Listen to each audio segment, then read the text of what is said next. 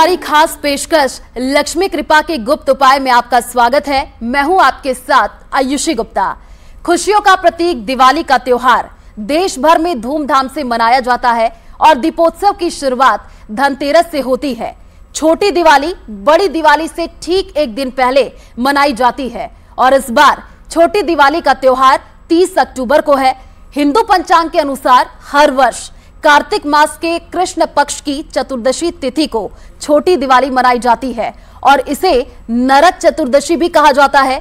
इस रात एक दीपक मृत्यु के देवता यम के लिए जलाने का विधान है और हमारे साथ स्टूडियो में ज्योतिषाचार्य राकेश चतुर्वेदी जी मौजूद है। आपका बहुत बहुत स्वागत है। नमस्कार, सादर वंदन। आप सभी को अनंत शुभकामनाएं। दीपावली की मां लक्ष्मी आपके सभी के घरों में विराजमान हो, आप सभी के जीवन में परिपूर्णता प्रदान करे। राकेश जी, अब मेरा पहला सवाल आपसे यही रहेगा कि आखिर इस बार छोटी दिवाली है कब, क्योंकि लोगों में बहुत कंफ्यूजन भी है, और नरक चतुर्दशी पर यम का दीपक आखिर क्यों जलाया जाता है और कैसे जो है यम का दीपक जलाए? आयुषी जी, बहुत बहुत धन्यवाद इस मंच पर आमंत्रण देने के लिए। देखिए, सबसे पहली चीज कि व्रत त्योहार और तिथि निमित्त जो चीजें हैं, जो तिथि निर्मित जो चीजें हैं, उनमें अंतर करना सीख लीजिए।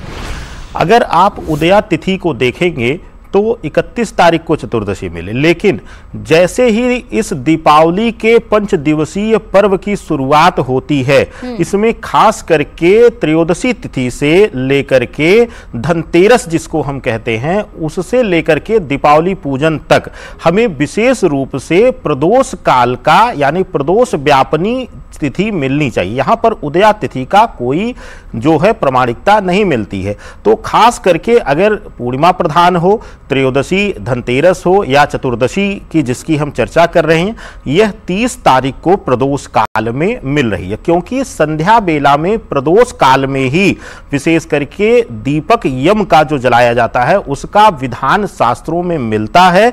तो इस कारण से सर्वसम्मत तरीके से और धर्म सम्मत तरीके से जो चतुर्दशी तिथि है वह 30 अक्टूबर को ही मनाई जाएगी, यानी कि चतुर्दशी का जो दीपक है वह 30 तारीख को प्रदोष काल यानी कि संध्या काल में हमारे घर के बाहर यानी कि मुख्य दरवाजे पर जलाया जाएगा। तो कोई भी भ्रम मत रखिए और किसी भी प्रकार के भ्रम की जरूरत भी यहाँ पर नहीं है, क्योंकि कुछ तिथियां जो हैं, कुछ व्रत जो हैं वह तिथि के अनुसार यानी कि उदया लग्न को माना जाता है, लेकिन कुछ तिथियों का जो वर्णन है शास्त्रों में वह विशेष रूप से प्रदोष कालिक माना जाता है।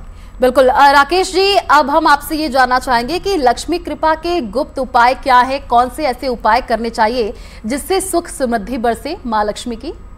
देखिए, सबसे उत्तम चीज है कि आपने जो विषय लिया है यह बहुत महत्वपूर्ण विषय है। सभी लोग दीपावली के तिथि के ही पूजन की चर्चा कर रहे हैं, जबकि शास्त्रों में नरक चतुर्दशी यानी कि यम चतुर्दशी के पूजन का विशेष महत्व है।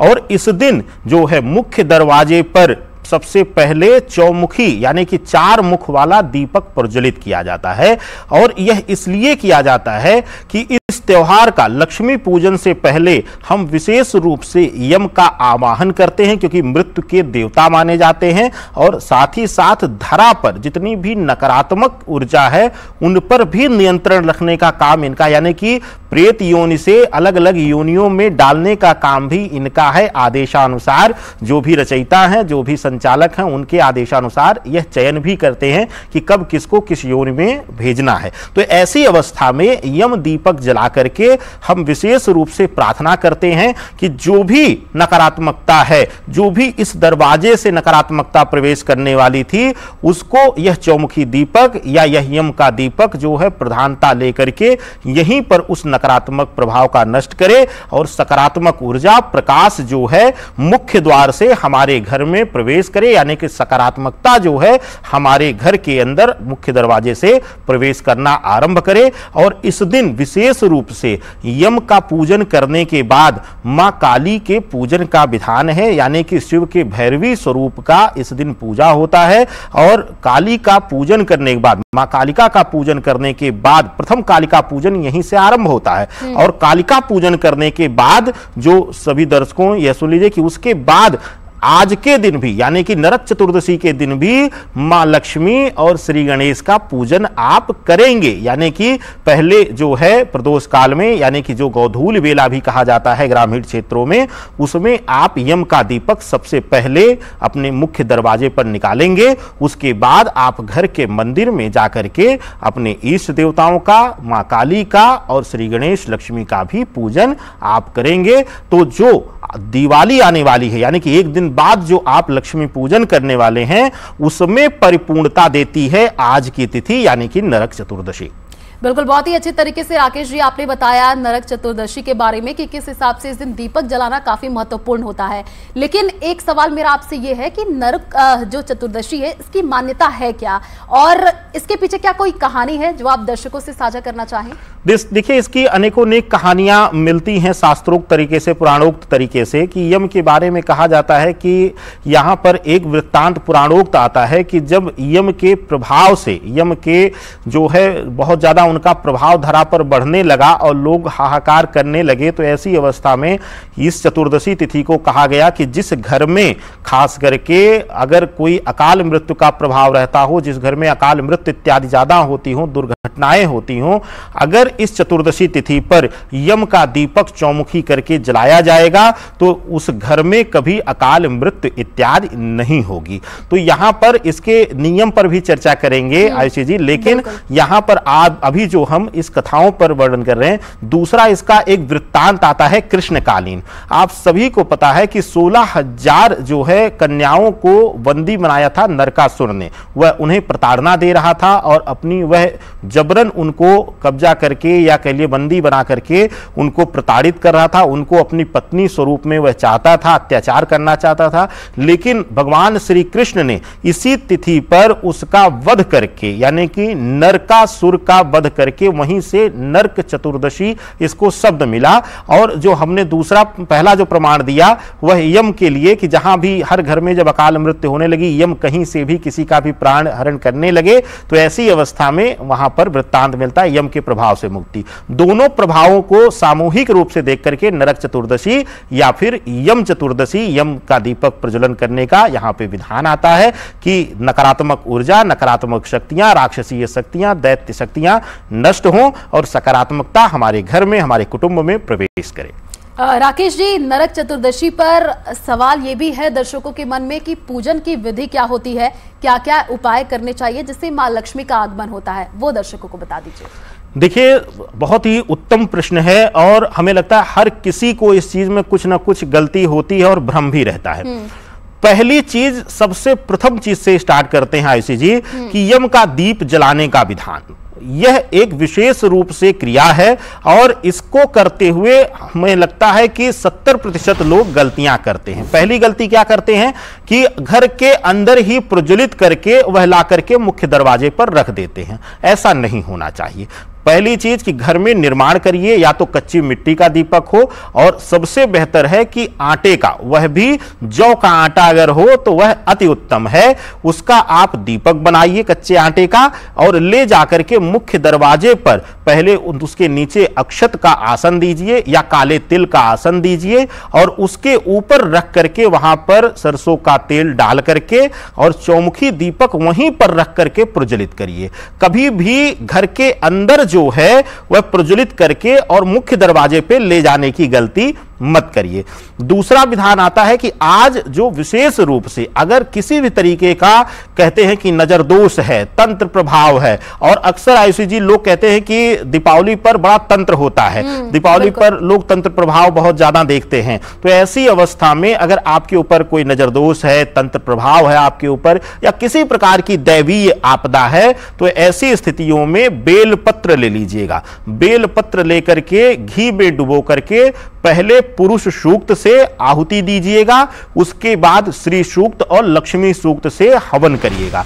यह विशेष क्रिया है। इससे पहले गणेश जी के विशेष मंत्रों के साथ कर लीजिएगा आप, चाहे ओम गंग गणपतये नमः यह जाप करके लक्ष्मी पूजन करिएगा, क्योंकि गणेश जी को प्रथम पूज्य का माना जाता है। कोई भी सनातन में पूजा आरंभ करने से पहले गणेश वंदना और शिव स्तुति जरूर करनी चाहिए, यह विशेष ध्यान दीजिएगा। और अगर आप विशेष करके चाहे आप पुरुष सूक्त, लक्ष्मी सूक्त, श्री सूक्त से कर लीजिए, या इतना अध्ययन नहीं कर सकते हैं या संस्कृत बहुत अच्छी नहीं है, कई लोग त्रुटियां होंगी, डरते हैं उच्चारण में, तो ऐसी अवस्था में बस ओम श्रीम लक्ष्मये स्वाहा इस मंत्र से आप आहुति दे दीजिए। इस मंत्र से अगर आहुति देते हैं तो अगर व्यर्थ व्यय हो रहा है, दवाओं पर खर्च हो रहा है, दुर्घटनाओं पर बहुत ज्यादा खर्च हो रहा है, या किसी प्रकार की समय समय पर आपदा आती रहती है आपके परिवार पर, कुटुंब पर, तो हर प्रकार की आपदा दूर होगी। और मां लक्ष्मी विशेष करके यहाँ गणेश के साथ, विघ्नहर्ता के साथ, साथ ही साथ श्री हरि विष्णु के साथ विराजमान होकर के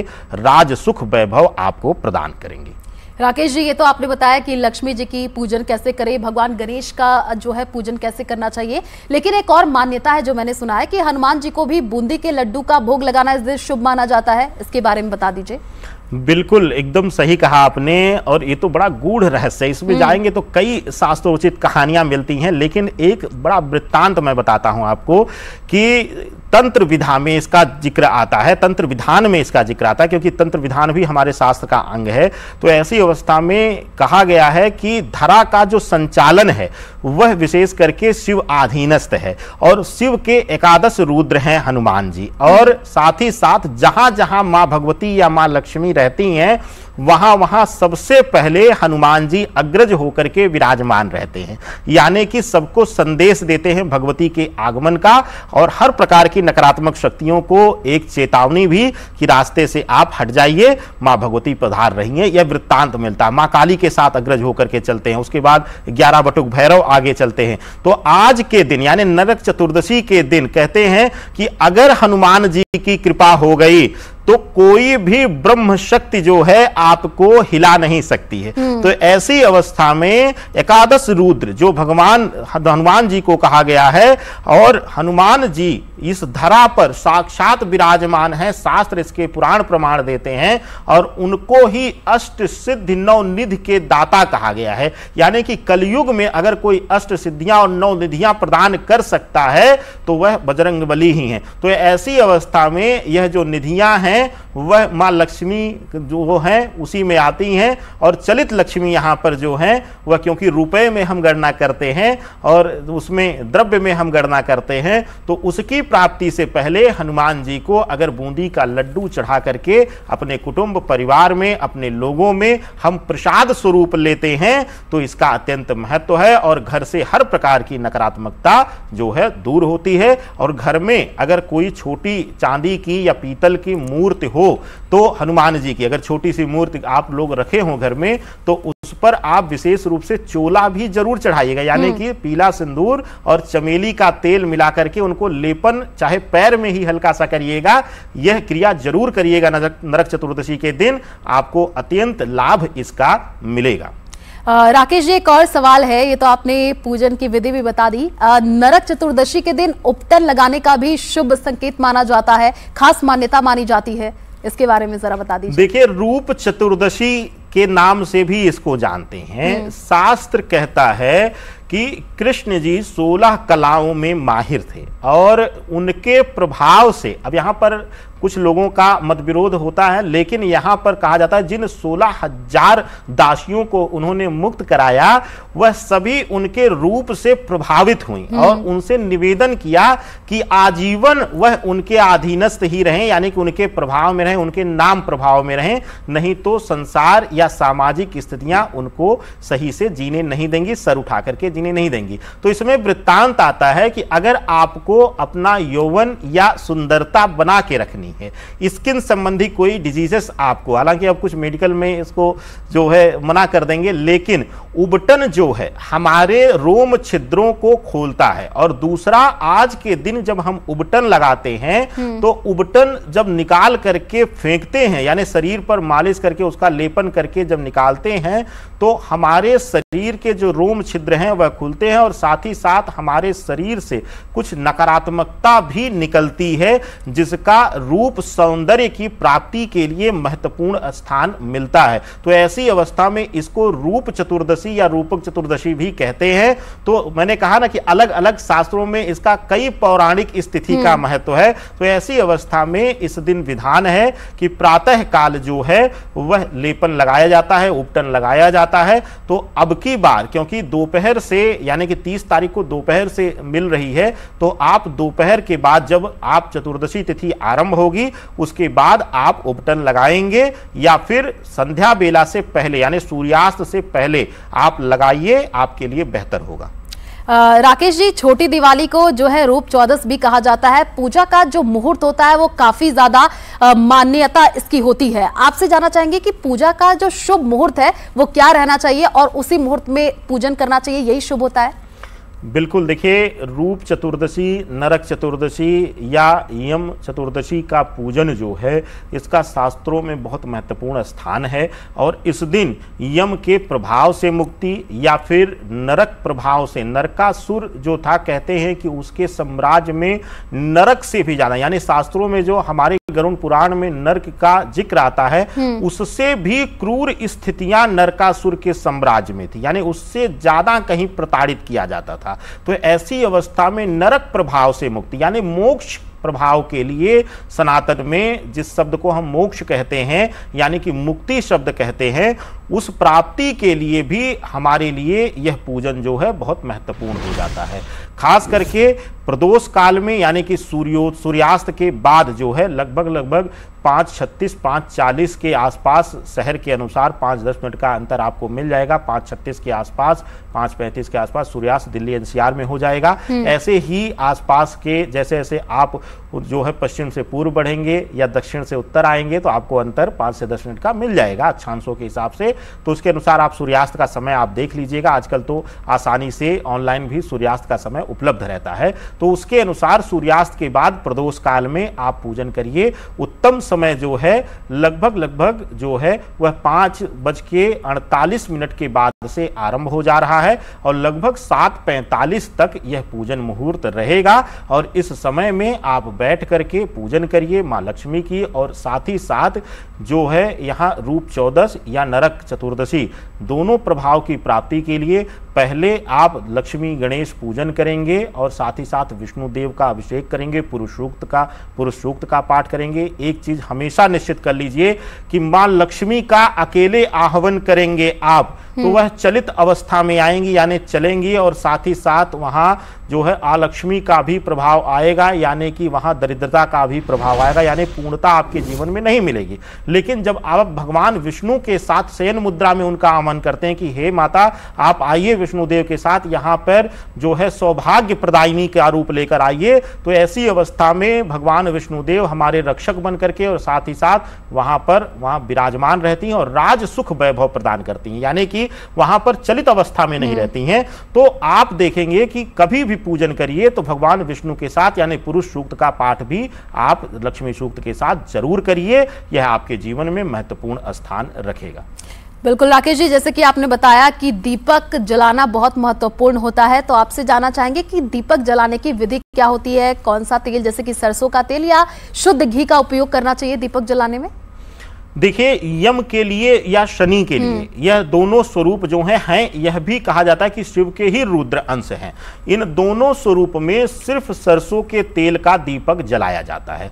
दूसरी चीज अभी हमने जैसा कि बताया कि ज्यादातर लोग गलती करते हैं कि घर में पूजा स्थल पर ही दीपक जला लेते हैं और वहीं से वह चौमुखी दीपक निकाल करके लाके घर पे रख देते हैं। यह गलती मत करिएगा और सीधा जमीन पर दीपक मत रखिएगा।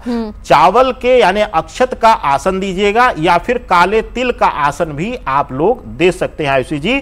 तो ऐसी अवस्था में जो है सीधा जमीन पर नहीं बैठना चाहिए। कहते हैं कि दीप देवता को और ब्राह्मण यानी विप्र देवता को सीधा कभी जमीन पर नहीं बैठ जाना चाहिए, कहीं ना कहीं उनको कोई ना कोई आसन लेकर ही बिठाया जाए तो अच्छा रहेगा, नहीं तो महापाप मिलता है। तो ऐसी अवस्था में आसन दीजिएगा और साथ ही साथ चौमुखी दीपक जले और कोशिश करिए कि दिशाओं का सीधा आ जाए। अभी इसमें मत देखिएगा कि हमारा कोने पर घर है तो कोण आ रहा है। कोशिश करिए कि जो चारों दीपक है, चारों जो उनकी बातियां हैं वह चारों दिशाओं में सीधे सीध रहें, यानी दक्षिण उत्तर और विशेष करके पूर्व पश्चिम, यह चारों दिशाओं का स्वामित्व करें। तो ऐसी अवस्था में आपको शुभता मिलेगी। और पहले यम का दीपक जलाने के बाद हाथ को शुद्ध कर लें और अपने ऊपर जल छिड़काव कर लें या गंगा जल हो छिड़काव कर लें। उसके बाद तदुपरांत जाकर के आप अपने मंदिर में पूजा स्थान पर अब आप पूजन करिए बिना शुद्ध हुए।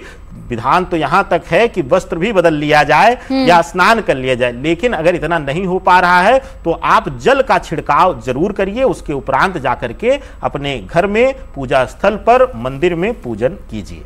एक छोटा सा और सवाल है, छोटी दिवाली के दिन लक्ष्मी पूजन के बारे में जरा दर्शकों को बता दीजिए, कैसे पूजन करें और क्या क्या इसकी खास मान्यता है लक्ष्मी के बारे में। देखिए, मां लक्ष्मी का 8 स्वरूप माना गया है। धन, धान्य, पुत्र, संपदा इत्यादि अनेकों अनेक रूप से इनको पूजा जाता है।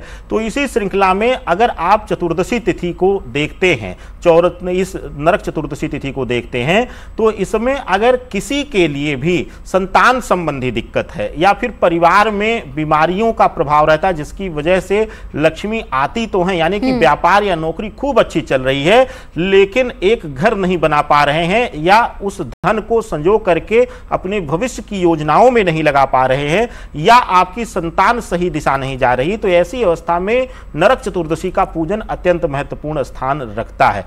आज के दिन आप विशेष रूप से मीठी खीर मत बनाइएगा, यानी कि मिष्ठान मत डालिएगा। दूध और चावल को पका करके खूब बढ़िया से जो उसका स्वाभाविक दूध का मिठास है वह आ जाए, उसको लेकर के भी आहुति कर दीजिए आप लक्ष्मी सूक्त, श्री सूक्त से, या फिर विशेष रूप से यहां पर कमल गट्टे के दाने का भी महत्वपूर्ण वर्णन मिलता है। घी में डुबो करके मां लक्ष्मी के नाम से ही कुछ ना हो, नाम को महामंत्र माना गया है। सनातन कहता है कि आपके पास मंत्र ना हो, आप मंत्र जाप ना कर पाए या आपको त्रुटियों का डर हो, तो समर्पण भाव से नाम मंत्र का, यानी कि उनका जो इष्ट का हमारे नाम है, उस नाम मंत्र से भी हम आहुतियां दे सकते हैं। तो ये आप क्रिया करके देखिएगा, आनंद प्राप्ति। राकेश जी, राशियों का भी खास महत्व होता है। आपसे जानना चाहेंगे कि कौन सी राशि पे क्या प्रभाव पड़ेगा और क्या खास उपाय कौन सी राशि करे, अगर आप बताना चाहें।